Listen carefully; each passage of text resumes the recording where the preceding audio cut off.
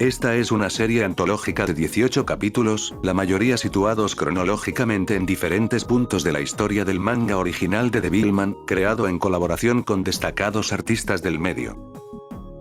La primera historia es de Leiji Hagiwara, el mangaka de Japan War 1945, se destaca por sus hermosos y detallados diseños mecánicos, y leyendo esto me pregunté, ¿por qué solo encontré un solo trabajo de él siendo tan bueno? O sea, se llama Leiji, que se traduce como flojo, quizás sea por esto. Entonces pensé, alguien flojo no dibujaría con tanto detalle los escenarios y personajes súper estilizados, y ahí vino a mí una revelación, es un juego de palabras, en japonés esto se pronuncia como Reiji, y busqué como Reiji Hagiwara y sí, si lo buscaba así sí salían los demás trabajos, igual, todo muy under, casi nada mainstream, lo más reconocible son las adaptaciones a manga de la serie de los 90s de X-Men y la de la novela Paprika. Actualmente sigue trabajando, desde 2021 está a cargo del arte del manga en publicación Kantai no Chef, que al parecer es un manga de cocina pero en la marina. Este capítulo está basado en la última conversación que tuvieron estos mejores amigos en el manga original antes de declararse la guerra y convertirse en enemigos jurados. Aquí la conversación no sucede tanto en el plano físico, sino que mayormente en el plano telepático. Esta nueva conversación es en su mayoría lloriqueos de Satán. ¡Qué novedad! Pero estos lloriqueos vienen con muchísimas referencias bíblicas y pasajes enteros que hacen paralelismos con la situación y mostrándonos otra faceta de Satán, una donde para él, los humanos no solo son patéticos, débiles, sucios y ladrones, sino que también unos malagradecidos porque le rezan a su esclavista como Samuel L. Jackson en Django, y que la mayoría va a morir en la revolución contra su padre, pero al menos unos pocos van a tener la oportunidad de rebelarse contra el sistema con el poder de los demonios, pero en vez de eso, prefieren venir contra el magnánimo, su mesías involuntario, todo porque por una simple bromita televisiva mataron a sus familias. Terminando con una despedida muy heterosexual referenciando a Judas y Jesús, y obviamente el traidor era Akira, y el hijo de Dios, pues es el hijo de Dios. Sin dudas este cha capturó muy bien la esencia de Devilman. La siguiente historia es de Tatsuya Egawa, mangaka conocido por Golden Boy, el manga víctima de la mayor desinformación en internet, y su secuela, porque no era un mundo virtual. Este capítulo nos cuenta sobre los problemas de la adolescencia de Mikiko, de su despertar sexual, su insatisfacción crónica primermundista, sus terribles juntas, los típicos cambios físicos de la edad y de cómo finalmente llegó al laboratorio, de donde fue rescatada por el Devil Papu. Después se nos hace un resumen de todo el manga original hasta el inevitable final. Se nota que Egawa quería trabajar en un remake de Devilman y no se iba a quedar con las ganas. La tercera historia es de Katsuya Terada, este sujeto es cosa seria, trabajó en distintas franquicias como artista conceptual, de la que destaco su trabajo en The Legend of Zelda, específicamente en el primer juego para la NES, A Link to the Past y Link's Awakening. El cabrón en su mente imaginaba esto, como una fantasía oscura medieval ultra seinen nivel Ganon. No hizo nada malo y Zelda lo disfrutó. Desde el 98 hasta la actualidad publica irregularmente un manga llamado Saiyuki Dendai-no, o The Monkey King, adaptación de la novela clásica china, El viaje al oeste. Este capítulo es muy interpretativo, incluso el contexto es interpretativo porque no tiene diálogo. Creo que se sitúa en el segundo círculo del infierno, el de la lujuria, porque todo el cap va de lo que parece ser Amon, culeándose en el aire a una diabla partida a la mitad, mientras Kogen se va regenerando y al llegar otro demonio para hacerle una doble penetración se fusionarían para ser Siren, que una vez acaban intenta fusionarse con Amon, pero Amon en respuesta la hace explotar porque así lo quiso la esencia mi hijo. Creo que esto es una metáfora. Aquí va mi interpretación, la diabla es una chica destruida que posiblemente cayó en una adicción por la depresión que le trajo múltiples abortos espontáneos y relaciones fallidas, y ve en un hombre que conoció en un antro muy horrible, a su salvador. Ella va recuperándose poco a poco de sus heridas emocionales sintiéndose amada y deseada, pero en realidad al chacal no le importa en lo absoluto esta mujer, es más, la prostituye con otros hombres, pero uno de ellos la quiso sacar de esa vida, pero a pesar de que este hombre influyó mucho en la vida de la chica, cambiándola de cierto modo, no evitó que su parte rota prefiriera quedarse con el chacal. Entonces, también está otra opción donde el intento de fusión al final no era un ataque, sino que demuestra que la chica quería un compromiso, rechazando al otro hombre, por eso no está en su forma de Siren, ya que es su parte traumada y rota la que desea al chacal, pero el chacal la mató por insistente, ya que él no quería un compromiso, quería seguir usando y desechando a las guarrillas. Otra vez una historia de amor mejor que la de tu romcom favorito.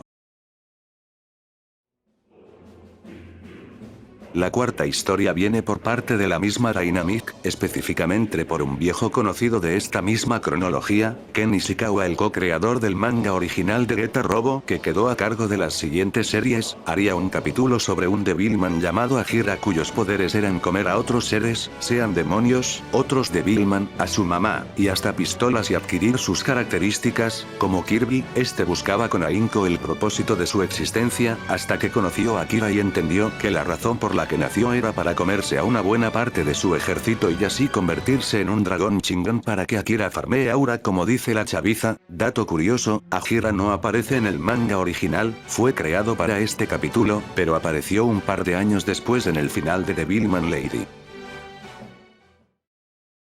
El quinto capítulo es del maestro, si no saliera es como si no te invitaran a tu cumpleaños. El capítulo nos muestra la batalla final que el manga te esquipeó de forma épica, pero tampoco es como si hubiera sido muy larga, o sea la guerra entre los ejércitos demoníacos duró 20 años, pero el enfrentamiento de Akira con Satán al final de esta guerra duró 2 segundos, o sea nunca empezó, pero buen detalle de llamar a su esclavo monstruo Akira, siendo consecuente con la historia anterior de Ishikawa. También entre medio se nos muestran flashbacks de la supuesta no primera vez que se vieron y sus aventuras de hombres hetero en una montaña. Algo interesante de esto fue la página final, donde se nos muestra el último pensamiento de Akira antes de estirar la pata, que es igual a lo que íbamos a ver después en Lady. Recordemos que Lady es un manga larguísimo y recién iban en los primeros capítulos cuando salió Neo Devilman.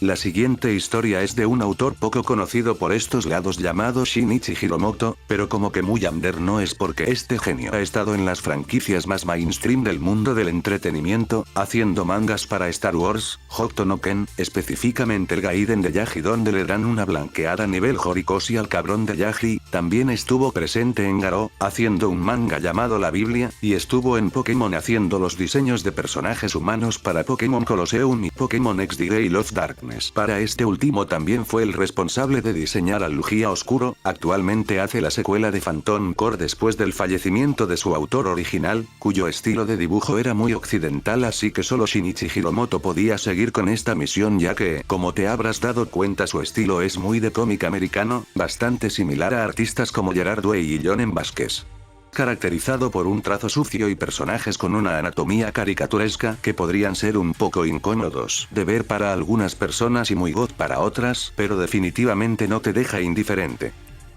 Este capítulo trata de Damudo, un demonio OC que fue encerrado por 1000 años por un Devilman monje que se fusionó con las 4 bestias sagradas que también descansaban en esa tumba sellada. Este es resucitado por Saiko Jenny, con más poder ya que consigue fusionarse con 3 de estas bestias. La cuarta Genbu aún estaba atada al cadáver del monje,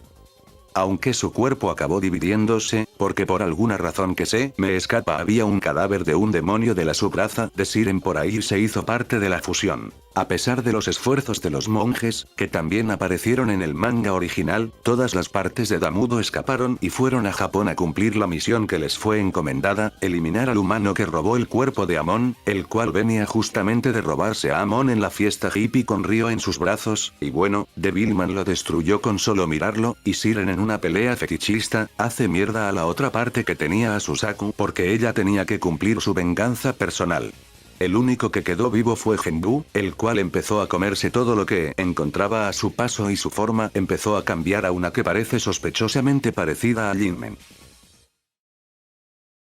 Luego sigue Hitoshi Iwaaki, el autor de Parasite, manga muy inspirado en Devilman. Esta historia está potente, trata sobre un Shinichi que en un día normal comiendo con su familia, sale en la tele Ryo diciendo, los demonios existen, vuélvanse locos, y efectivamente, esto está situado cronológicamente en el inicio de la cacería de brujas. Aquí se nos muestra que la sociedad se fue al carajo el mismo día del anuncio, porque como siempre, la humanidad lo más mierda del sistema. Shinichi no se creía nada de lo que pasaron en la la tele, obviamente tenía que ser una noticia de broma, algo ficticio como la Guerra de los Mundos en la radio en 1938, eso hizo que sus padres quisieran matarlo porque solo un demonio diría eso. Algo curioso es la resolución, después de que todo el mundo quisiera cagarse en sus muertos porque se habían vuelto tan paranoicos que incluso te mataban si conocías de nombre a uno de los que ejecutaron sin honor en la plaza pública, pensarías que se fusionaría con un demonio llamado Migi para luchar contra sus agresores, pero no, el que lo termina salvando es su abuelo con demencia senil, que déjame asimilar esta mierda, es un psíquico cuyos poderes le permiten viajar en el tiempo y modificar la historia, él originalmente viene del futuro distópico donde los demonios dominaron el mundo por 20 años, y regresó a la época de Pseudopaz donde en esta línea temporal modificada consiguió fusionarse con un demonio para pelear contra ellos si regresaban, ahora, no sé si volvieron porque esa nueva línea estaba también destinada a pasar por ello, o por la falla en la técnica, la percepción personal de una existencia previa, ya que con esta técnica podría mandar a Shinichi a una bifurcación temporal donde nada de esto pase, convirtiendo esta dimensión en una simple pesadilla, estará condenado a revivirla pero esta vez de forma permanente, ya que el tornillo, la técnica tempo espacial de su abuelo, es imperfecta.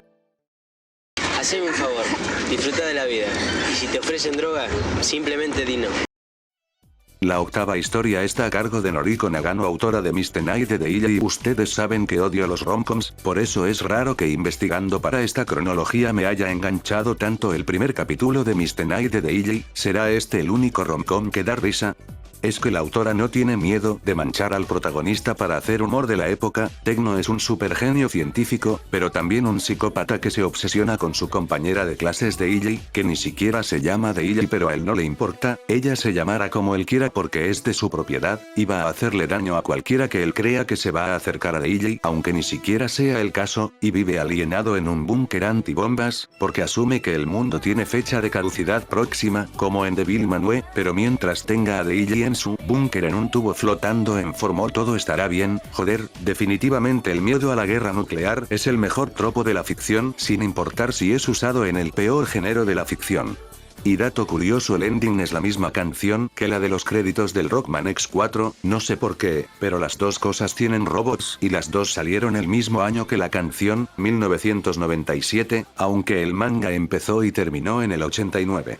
Y volviendo a Neo Devilman, para mí es de las más fuertes de la colección, con un estilo muy de revista shoujo old school, ojos muy grandes y expresivos, caras afiladas y cuerpos muy delgados. Ah no, eso último era por la desnutrición. Bueno, un estilo muy bonito que contrasta con la crudeza del relato al igual que el manga original, que eran prácticamente personajes de una película de Disney siendo goreados. Esta historia está situada aparentemente en el spin-off Shin Devilman, donde de la nada, Ryo por sus poderes satánicos incontrolables era transportado junto a Akira a distintas épocas en donde se manifestaron demonios. En este caso en específico a la Segunda Guerra Mundial, en el Holocausto, siendo la protagonista de esta historia, una chica a la cual nuestros héroes le preguntan su nombre y ella responde mostrándoles el número 43.499, ya que a eso solo la han reducido, pero antes de ser considerada una infrahumana, ella era llamada Anne, haciendo una obvia alusión a Anne Frank. Aquí sería la única superviviente de su comunidad gracias a que obtuvo los poderes de un demonio, y ella acepta ser un demonio porque el diablo fue el que escuchó las plegarias a las que Dios hizo oídos sordos, acepta ser la criatura monstruosa y carente de humanidad que los nazis aseguraban que era. Este capítulo me gusta mucho porque siempre juega con la ambigüedad de no saber si están en el pasado o en el infierno, porque este mundo, especialmente en los momentos más crudos de la historia, no es tan diferente a nuestro concepto de infierno, y ella constantemente dice que está muerta, pero cuando estaba viva se llamaba Anne. No sabemos si es una muerte real y ahora hablan con su espíritu en pena o es una muerte simbólica, muriendo el día que le quitaron su nombre y la convirtieron en un número, ya que con el marcaje, los uniformes, el trato inhumano y el cabello corto a los prisioneros se les deshumaniza para que de a poco empiecen a perder su identidad y con ello convertirse en rebaño manejable, como en la escuela. El final de esto está curioso. Akira le dice que dejara de echarle la culpa a Dios ya que él nos puso en este mundo para ayudar a los demás y tenemos el poder para apoyar o rechazar decisiones de otros humanos, así que si tienes que culpar a alguien culpa a la humanidad, pero no dejes de ser humana ya que solo siendo humana puedes hacer algo al respecto, no estamos malditos como especie por una fuerza divina, somos responsables de nuestras acciones, o algo así, no entendí. Lo que sí entendí es que joder, Akira sí que era ingenuo y limitado en esa época, se puede ver como la muerte de Mickey lo cambió tremendamente y ya después del arco del infierno, paso de puta humanidad de mierda, todos malos ni uno bueno, todo es culpa de Dios, Ana Frank siempre tuvo razón, maten a Dios. La novena historia es también del sensei, titulada, En la oscuridad.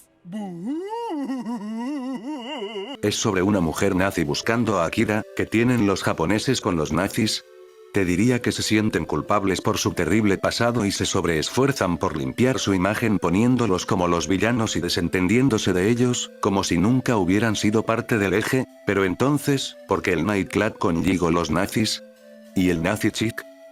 Era para combinar, en fin, ¿quiénes somos para juzgar? Bueno, al final resulta que esto era el infierno, donde Devilman estaba encerrado por 1000 años, esto se sitúa en Devilman Lady, después del capítulo de Akemi, la chica Devil Beast que roba joyas para la Yakuza y fue brutalmente escenciada por una de las cabezas de Zenon, ahora cayó en el infierno y por una extraña casualidad, se encuentra con Akira con quien iría a la ciudad persiguiendo a un dragón a quien siguen porque pues no más, no hay mucho que hacer en el infierno, y me da risa que al llegar a la ciudad Akira se pone alerta ante el inminente peligro porque algo no andaba bien, a esta hora salían los pederastas, pero solo están los maricas de las Harleys, y resulta que la nazi era Siren, que buscaba venganza otra vez, como chinga, y bueno, el choque de sus poderes crea una distorsión dimensional que manda a Akemi de vuelta al mundo físico, a un punto de la historia donde aún no la aniquilan, y después de ver lo que es el infierno, aprendió su lección y dejó ese mundillo criminal para ir a la escuela y estudiar como las niñas buenas, y supongo que eventualmente morir en la pelea contra Dios, y acabar en el infierno de todos modos.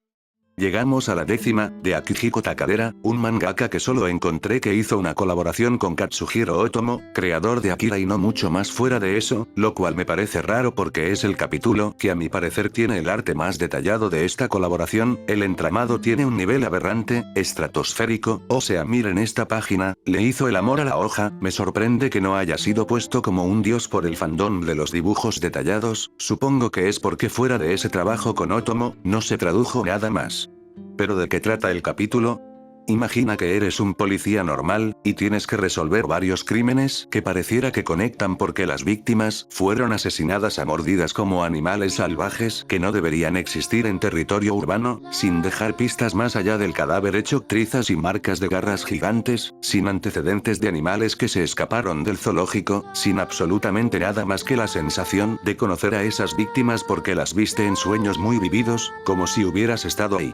Del oscuro autodescubrimiento del detective Takeshi Tamon trata la mitad del episodio, si la mitad porque la otra mitad se vuelve Neketsu de golpe, con el detective agarrándose a diablo vergazos con el verdadero culpable, en compañía de su única amiga, ya que ahora que es rechazado por la sociedad humana solo le queda Kana, una Devilman perra con poderes psíquicos. Por cierto, ¿sabían que el género Neketsu se lo sacaron de la raja en internet porque no existe como tal? Para referirse a mangas de peleas en Japón usan el término Batoru manga o Action manga, de hecho los japoneses suelen usar la palabra Neketsu que significa sangre caliente para referirse a un tipo de personas muy apasionadas e intensonas y no es un término exclusivo de la ficción. Es curioso que le digan Neketsu a cualquier cosa que tenga peleas, incluso si esa obra tiene una cantidad de personajes bastante grande que se catalogarían como Reiketsu o sea sangre fría. Y sí, para mí el término Neketsu más que un género es un tipo de power scaling, que tan sangre caliente puede ser una obra es algo perfectamente medible, que tenía que ver esto con el video, nada perdonen Kamehameha, continuemos. El siguiente capítulo se titula Darling, fue hecho por Kazuko Yumeno, ilustradora del manga Konoito Nikakero, un manga que tiene un chingo de nombres incluso dentro de Japón, también le dicen Konoona Nikakero o Nikakero, Hiromi y ya ni hablemos de las traducciones, supongo que puede ser que sean publicaciones diferentes de una misma saga, y bueno parece que después de hacer eso desapareció de la faz de la tierra porque no encontré nada más allá de que le hicieron un live action a ese manga y le pusieron un título que parece de isekai promedio. Este episodio trata sobre una chica llamada Michiko Aizawa, que está muy enamorada de Akira. Tú pensarás, normal ¿no? Tremendo semental, pero no de ese Akira, esto es antes de la fusión demoníaca, es el Akira beta herbívoro, pero justamente eso es lo que la atrae, su amabilidad. Recordemos que su corazón puro es lo que le permitió controlar al salvaje Amon, y hay una escena que es absoluto cinema, que es donde va caminando en la calle y ve como Akira se junta con Miki, y piensa que Miki es poco femenina y demasiado puta, por eso no merece a alguien tan amable como Akira, y esto lo piensa mientras se cruza con Ryo en la calle, dejando el texto puesto de tal forma que pareciera que cualquiera de los dos podría pensar eso, y si cualquiera de los dos podría pensar eso, ¿será este el pináculo de lo que el medio puede ofrecer? Luego conocemos su situación familiar, que es terrible, bueno terrible para una primermundista, pero tremendamente privilegiada para alguien en un país que habla en español sin cecear, porque es una familia funcional pero bastante fría, su padrastro que posiblemente tenga una amante casi no se pasa por la casa, y su madre se notaba que no quería a su esposo y solo estaba ahí obligada porque no podría sobrevivir por su cuenta, y por último está su hermanastro, que es un turbio porque casi no habla, solo mira raro a su hermana y la espía en el baño. Un día el chico amable con el que se imaginaba teniendo una familia pero omitiendo el proceso, vino a la escuela bastante cambiado, y ahora ya no se imaginaba al hijo, se imaginaba el proceso. Pero al fin y al cabo nada ha cambiado para ella. Akira era de Miki, vivía en su casa y era prácticamente de su familia, una familia mejor que la suya, pero esto tuvo un giro bastante wholesome. El hermano turbio en realidad solo era un poco tímido, espiaba a su hermana porque tenía miedo que quisiera irse, él la quería mucho y a su nueva madre también, que eran todo lo que tenía desde que su madre murió, pipipi, y cuando parece que esto iba a tener un final feliz, como los de La Rosa de Guadalupe, cuando el director no anda Edgy, viene el padre todo endemoniado y se convierte en un capítulo de La Rosa de Guadalupe cuando el director anda Edgy, porque la fusión falló y se murió ahí mismo, pero entonces poseyó el cuerpo de Michiko y mató a su familia. Sin embargo sus sentimientos por Akira eran tan fuertes que el mismo demonio se enamoró de Akira y comparte recuerdos con Michiko, y en su forma humana salió a celebrar que mataron a esa zorra, pero ya sabemos lo que les pasó a los que estaban ahí. Si hay un concepto que define las obras del próximo exponente sería eroguro, erótico y grotesco, y lo deja bien plasmado en este episodio, aunque tiene una que otra comedia cachonda adolescente más sanita por ahí y algunos dramas adultos serios. El artista Noboru Miyama, que lamentablemente es del club de los 50 y tantos de los mangakas, la puta industria no perdona, comienza este capítulo con una introducción muy nocin personnel kid, con una chica admirando la silueta majestuosa y angelical de Siren y ella respondió arrancándole la cabeza.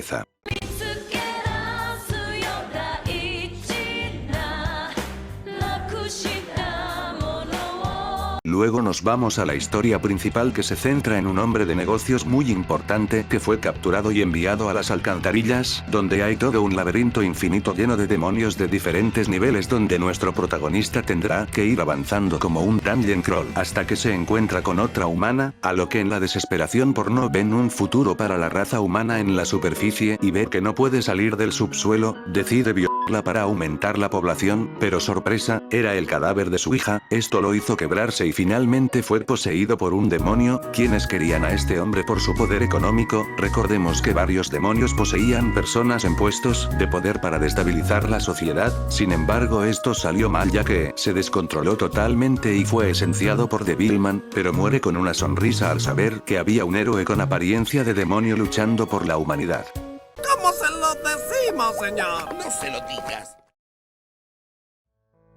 La 13ª historia, a veces se me sale la mala costumbre de decirle aba a cosas que no son, como 13ava, si alguna vez me pasó eso en un video, lo siento, está a cargo de Miki Tori, un prolífero mangaka que se destaca por hacer tiras cómicas con un humor bastante digamos, particular que sube a Twitter, y como sabe que el flojo occidental promedio no va a aprender nunca japonés, o sea los gringos quieren que los mexicanos les hablen en inglés cuando van a México XD, y que las IA traducen como la mierda, las hace sin texto, solo valiéndose de lo visual. Tiene que cerrar el estadio.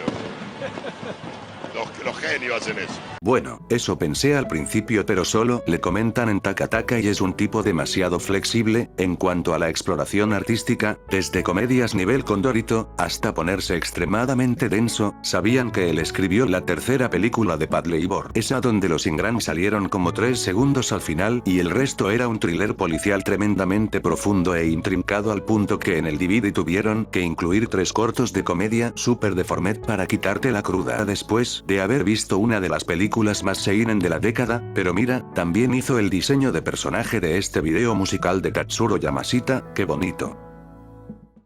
Este capítulo es sobre una extraña enfermedad mortal que se esparce por el aire acechando Japón, sin embargo, no solo es vista como una amenaza sino también como una salvación. El cansancio de la sociedad moderna es evidente, como si fuera un anciano esperando la muerte. El protagonista es un pequeño niño acusado de matar al gallo que cuidaba, y la señorita Shindo, una profesora que intenta mantener las apariencias, comportándose como una amable profesional cuando su verdadero ser es una bestia esclava de sus impulsos, que se acostaría con cualquier hombre para satisfacerse incluso usando a sus propios alumnos. En medio de un intento de abuso por parte de un compañero profesor, se presenta el niño como un demonio, y como se nos menciona a lo largo del capítulo, los niños a diferencia de adultos hipócritas como la señorita Shindo, no tienen máscaras, son seres horribles y crueles porque aún no están totalmente domesticados por la sociedad, es más, ni siquiera saben bien lo que ser cruel significa, por eso una fusión con ellos es tan fácil, no se resisten en lo absoluto a sus impulsos básicos, y antes de morir el niño en vez de rogar por su vida, lo único que le pidió al demonio fue vengarse de su abusadora.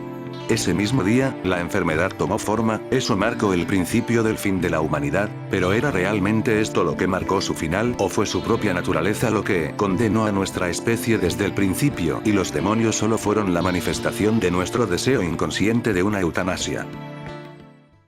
Les recuerdo, mismo autor.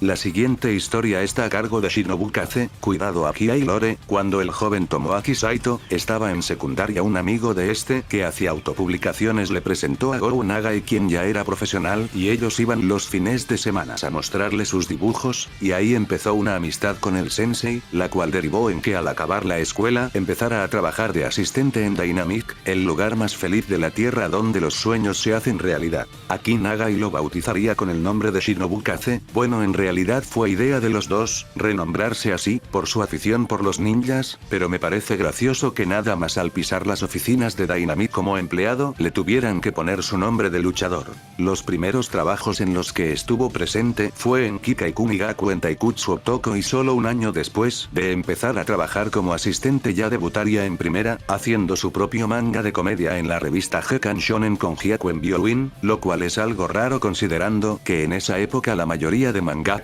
entrenarían trabajando como asistentes varios años antes de debutar en las grandes ligas, demostrando ser un prodigio de este deporte de alto riesgo. Con los años Shinobu Kase se obsesionaría aún más con las artes marciales. Después de ver Operación Dragón del 73 corrió a la tienda de la esquina a comprar unos nunchakus, y esto sería importante en su desarrollo como mangaka. En 1974, un esclavo de Dynamite trajo a la oficina una copia del cómic Lone Slone de Philippe Drouillet, y aunque no podía leer esos extraños garabatos de una lengua muerta, Sonido sin sentido. se impresionó demasiado con el uso del color y el estilo en general y dijo: joder, ¿y si me lo robo para mis cosas de artes marciales? Y como se supone que dijo Picasso, los buenos artistas copian, los grandes artistas roban. Sí, lo ha decidido, se lo robará, por eso vemos una gran influencia de este en sus siguientes trabajos enfocados en las artes marciales, especialmente en su obra más famosa Chiyosai Kyo no Otoko Ryu, Ryu el hombre más fuerte sobre la tierra, que cabe destacar, que su prototipo le fue rechazado por dos cosas que hicieron grande a su maestro Nagai, exceso de comedia, y exceso de homosexualidad ya que el protagonista era abiertamente gay y mantiene una relación amorosa con su maestro, a lo que obviamente el editor le diría Nao Nao Solomitas post Meiji y aquí no, ya no estamos en la era Edo cuando el judo era normal, ¿y qué es eso de poner chistes? Estamos casi en los 80, la época más cruda de las caricaturas y le quieres meter gags. ¿Gags? ¿Me cambias esa mierda ahora o te vetamos? Y así fue como Kaze Shinobu vendió su esencia al sistema, y posiblemente Nagai lo felicitó por su éxito, pero en su mente debió pensar, puto con cobarde de mierda, o sea lo putearon y rechazaron por algo que Nagai hace todos los días. Para 1977 su particular gusto por artículos para matar ya no solo se limitaban a nunchakus, ahora se extendió a las armas de fuego, pero como es bien sabido, Japón tiene una política muy estricta con eso, así que solo se limitan a réplicas de Airsoft. Aún así Kaze se obsesionó con estas, incluso la temática de sus obras cambiaron, menos Bruce Lee, más Eric Harris, aunque fue gracias a su manga de artes marciales que pudo cumplir su sueño, de poder sostener en sus manos un arma real, cuando fue invitado a la Comic Con San Diego en 1980, y hubo rumores de que junto a Nagai ahí mismo se pusieron a disparar, es que las guaguitas de 336 y 420 meses no se aguantaron las ganas de poder vivir el sueño americano, aunque debo suponer que obviamente fue en un campo de tiro después de la convención, y no en la misma convención, ¿verdad? ¿Verdad?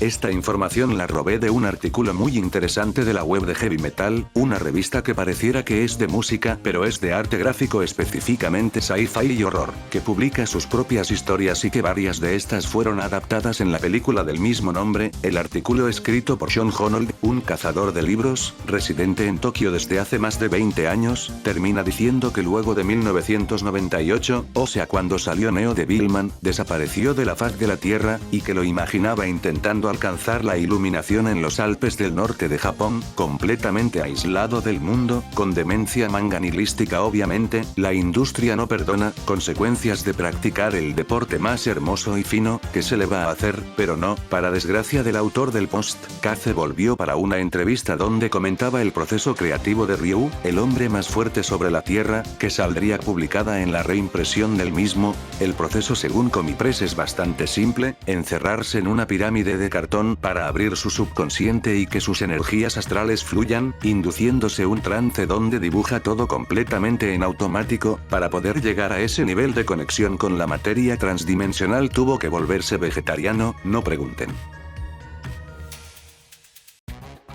Este capítulo es sobre una agente de la Demon Hunter Police, llamada Kozuki Mami, y su demonio Stalker que está obsesionado con ella, mató a sus padres y se los dio de comer haciendo una cazuela con sus restos para que se quebrara y abriera sus barreras psíquicas, porque por alguna extraña razón no podía ser asimilada por este demonio, quien ve un gran poder oculto en ella, pero no la puede levantar. No hay caso, así que saca la última carta, la de torturar y matar a su esposo. Ya fue, y ni así se rompió la malpárida. Es más, aquí despierta su poder oculto. ¿Qué es? No sé, no entendí. Intente buscar algún significado oculto en el arma, que es el nombre del título, la Socom MK23, a ver si había algún tipo de juego de palabras o sentido etimológico, pero creo que no hay. Pero bueno, al principio del manga dicen solo los más fuertes pueden usar esa arma, al ser bastante pesada, tener un tamaño masivo, y diseño poco ergonómico para manos pequeñas, puede que el hecho de que al final tenga la MK23 en las manos, simbolice que nunca se rompió, sin importar lo mucho que lo intentó el demonio, ella prevaleció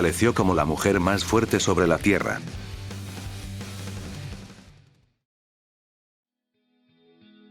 La 15ª historia es de Shou Tajima, un ilustrador que destaca por la estética visual punk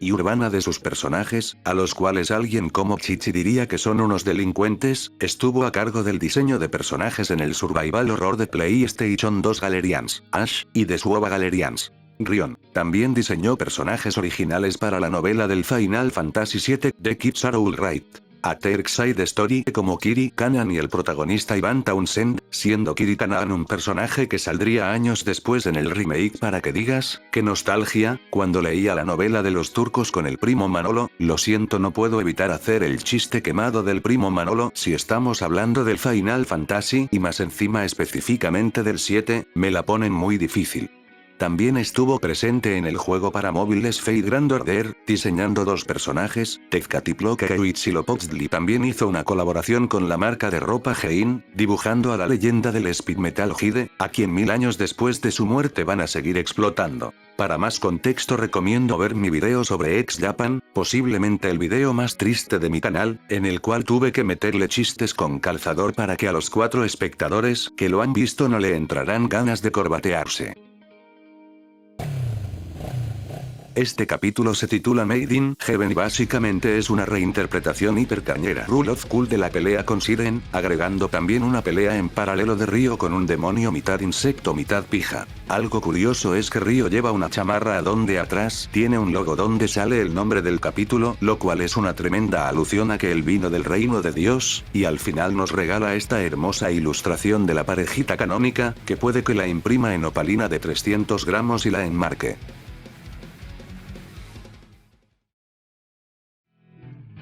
El siguiente capítulo es de Masaomi Kanzaki, autor de Zenon y de la adaptación a manga del juego Street Fighter 2. Este capítulo es importante, un hito en el Nagaiverso, porque es prácticamente el prototipo del manga que va a cerrar esta edición. Trata sobre el que pasaría si Amon tomara el control de Akira. Bueno, no tan así. Aquí es más ambiguo, se juega con la idea de que Amon pueda estar influyendo en la mente de Akira, tal como lo piensan Ryo y el mismo Akira, pero por otra parte este Akira fue víctima de bullying. Perfectamente los deseos de venganza que tenía internalizados podrían ser confundidos con impulsos asesinos del demonio, y no lo culpo, yo me vengaría. Al final Akira usó la sangre de sus acosadores como cebo para atraer a varios demonios, entonces los esencia a todos y se queda con un torso. ¿Para qué? Bueno, que en este What If, nunca superó la muerte de Mickey, porque como le hacían bullying, la figura protectora de Mickey, que siempre le daba ánimos para seguir adelante, era mucho más importante en esta línea temporal al ser su oasis en el infierno, y como lamentablemente solo pudo recuperar su cabeza, empezó a buscar las partes restantes, que fueron regadas por la ciudad. En ellas se reencarnaron demonios y por eso debe ir cazándolos. Cuando junte sus partes supongo que le dará un entierro digno, o se la va a enterrar al cadáver, no sé, no me quedó claro.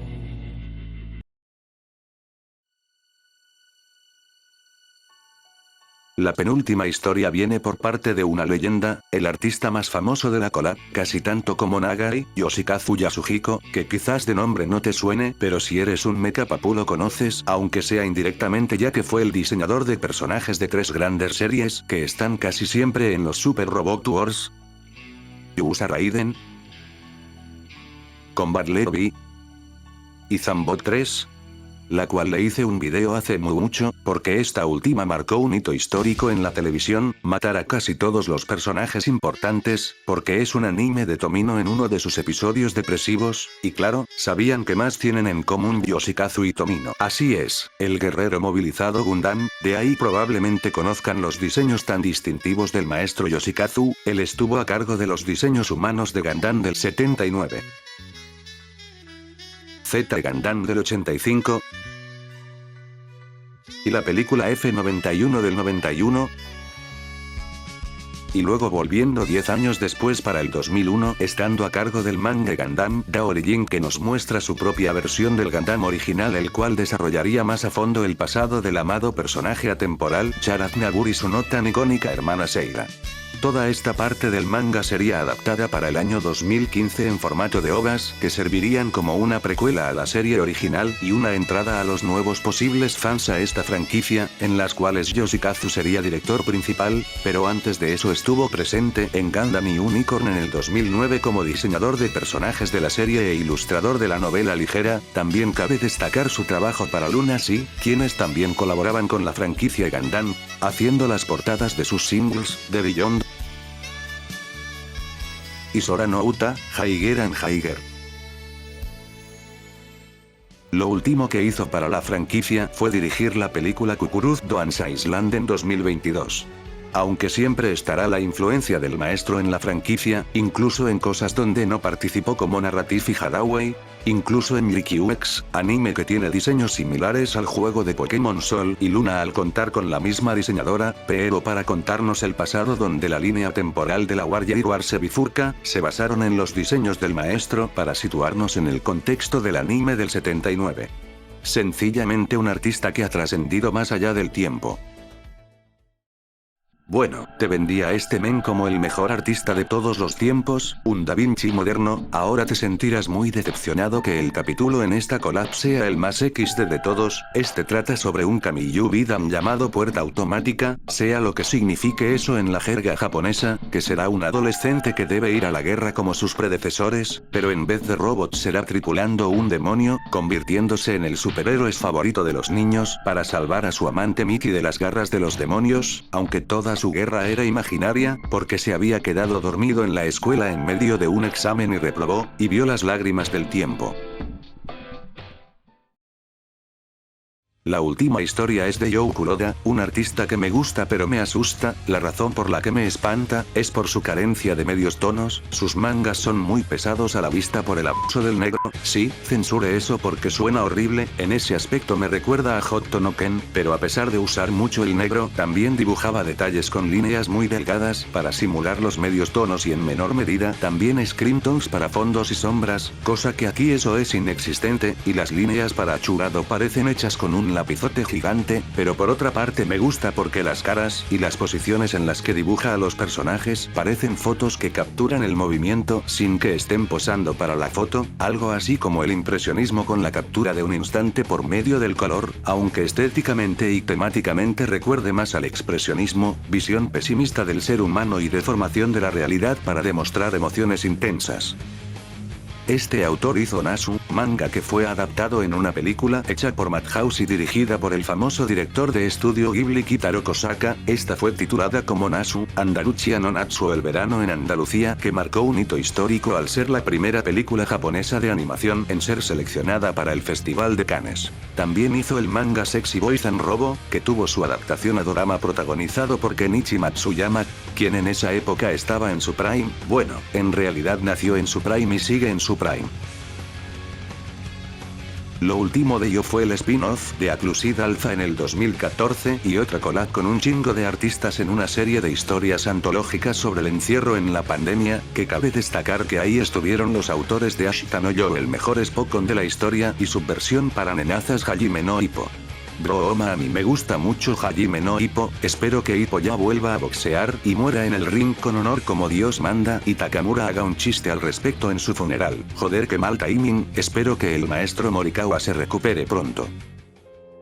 El capítulo final que cierra esta hermosa collab trata sobre un doctor que el día anterior se topó en la calle con Ryo y se asustó, eso no importaba mucho pero buen detalle, este doctor está divorciado y tiene 2 hijos, para su suerte, ese día caería Zenon en este pedazo de página y declararía la guerra a la raza humana, y con ello su ex esposa moriría en una fusión fallida, gracias a eso ya puede quedarse a los niños y llevarlos con su nueva pareja, este lugar ya estaba abandonado por Dios así que llevaría a toda la familia a un viaje a Hokkaido para ir a ver a su antiguo compañero de la universidad el Dr. Rainuma, y a pesar de ver que la raza humana está a un paso de la extinción y su ex esposa se murió, él estaba bastante feliz, es que aunque no quiera admitirlo, al fin puede estar con sus hijos y pasar tiempo con su novia ya que el hospital ya estaba jodido, bueno al día siguiente vendría el hermano de su novia, quien los llevaría en su auto hasta Hokkaido en un viaje donde verían cómo la sociedad colapsaba totalmente.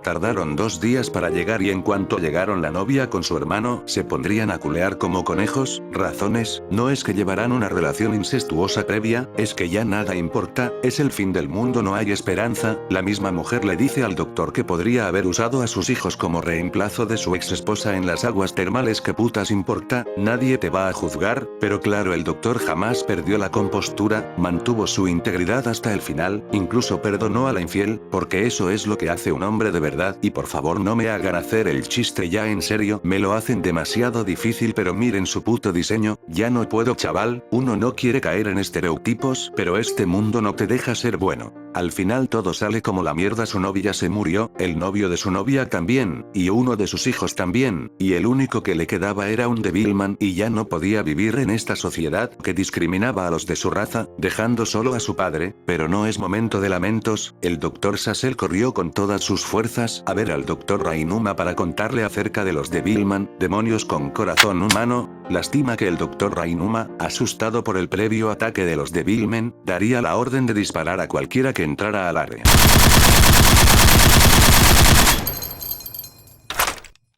De esa forma Zenon acabó con la humanidad sin mover un dedo, como dice el título, se mantuvo quieto, porque puede que los demonios no sean los seres más impulsivos y viciosos caminando por la tierra.